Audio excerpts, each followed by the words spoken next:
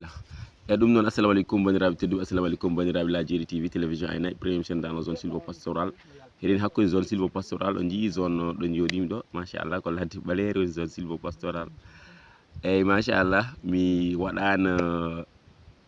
souhaité Djeri TV joyeux anniversaire 24 mois 2 ans de Djeri TV la télévision aynaɓe machallah hande noon mi ari ɗo e nokku joɗɗo nokku mo gandanɗa ko belle image min ɗo waɗ tan quelques minutes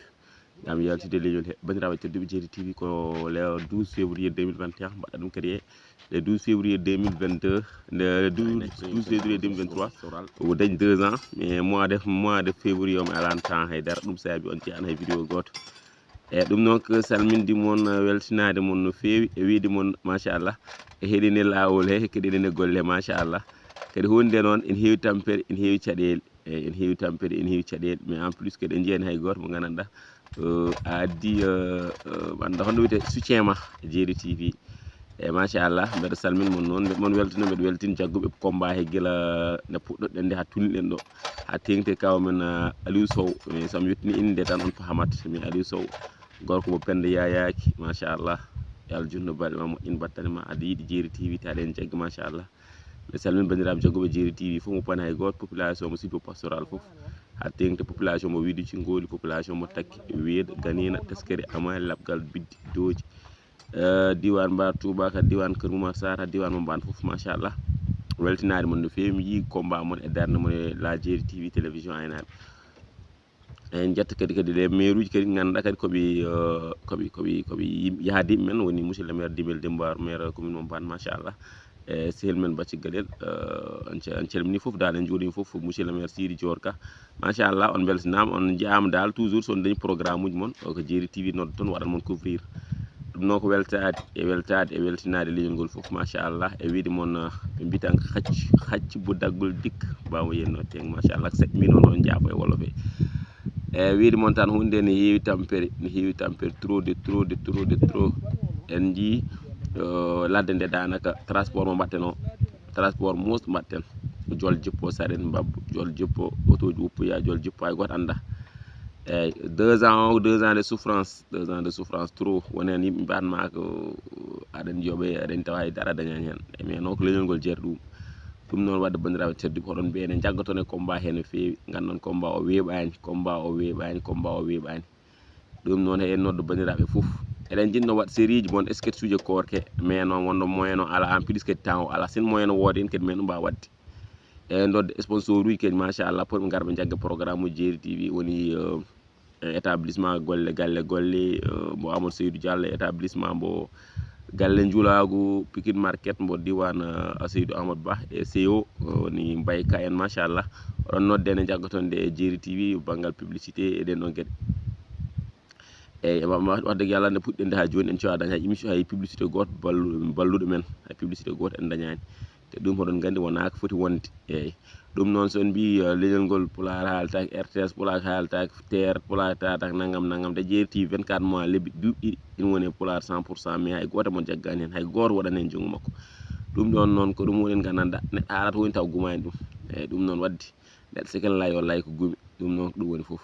ɗum noon wadde ko weltanade moon no fewi hollude moon toujours heɗen nder silvo pastoral on so jiiɗi jurimi ɗo gandon ko nder silvo pastoral gonmi machallah ɗum noon wadde ko weltanade moon foof kadi men moon waɗ invité kadi mbaɗon abonné Djeri TV YouTube mbaɗon abonné TikTok mbaɗon abonné Facebook mbaɗon abonné Snap mbaɗon abonné hay Facebook joni plateforme uji foof en dañiɗi machallah hay site en dañi noon mais site o en mbaɗen bloqué ha dañen moyen mbawde jogade site saabu site ko moyen jogui ɗum joguiɓe kadi gammuji ziar uji programme uji xewuji foof oɗon mbawi amen noddu pour ɗum mbaɗa moon ɗum couvrir eyyi ɗum noon on mbaɗo numéro e barre de écran he woni 77 895 25 55 Mouhamed Nasrallah e ko on keɓata machallah ɗum noon wadde bandiraɓe tedduɓe men moon nodde e keewal e peewal en jaggaton e combat he eyyi mention spéciale noon kaw men Aliou Sow machallah gorko mo penda yayaki wax degui Yallah aɗa jaggue Djeri TV no fewi eyyi wax degui Yallah wanmo wiɓɓin toon wan sehil men Oumar Mboule Sow sehil men Dimel Dembar machallah kadi oɗon nodda ne jaggaton e Djeri TV danaka somo añi fen tan somo añani fen wimon guila puɗɗimi ko Aliou Sow goto jaggue combat he Aliou Sow woni Aliou Samba Bayel mi yiɗani ande inde mais kanko goto jaggue combat he kanko goto jaggue combat he kala wona kay jaggani combat he ɗum noon wadde neɗɗo haalata tan yimɓe nana heddiɓe foof danaka haalulaji tan goni ɗo eyyi aɗa ne hay pass sax tottotama ɗum noon wadde ko woni gandanɗa no wonani foti won jeeri tv télévision aynaɓe poti hen jaggude son joguima kadi lakne foof oɗon mbawi arde jeeri tv majjiraɗo nayyi majjiraɗo baali majjiraɗo beyi ɗum foof machallah saabu han en dañi 48 000 abonnés 8 millions de spectateurs 8 millions wadde yalla Sénégal jeeyi ɗo portable timma 8 millions ɗum noon sen dañi 8 millions de spectateurs wat firtiki international e national foof ɓen men ƴeew ɗum noon wadde oɗon nodde oɗon waɗa invité mbaɗon abonné mbaɗon partagé mbaɗon commentaire ko guiɗmon sehil moon Mouhamed Nasrallah DG mo jeeri tv ɗumon souffrance hen woodi ha joni tampere nde woodi caɗele ne e woodi en ngala moyen en ngala mbaɗɗen transport en ngala he dara hana kay ko ɗum gomdi Allah tan en plus e darnade leñol e heddi ko noon neɗɗo goomi ko tan yo woppite hen toujours eyyi won hen noon mbiyatma ala o ni won gueɗe ma waɗen vidéo ji pour mo laɓɓen saabu won hen yimɓe dew less kam mbadde yimɓam kam mbadde won dimil en kam mbadde won Oumar Boule en kam mbadde yimɓam hewɓe dal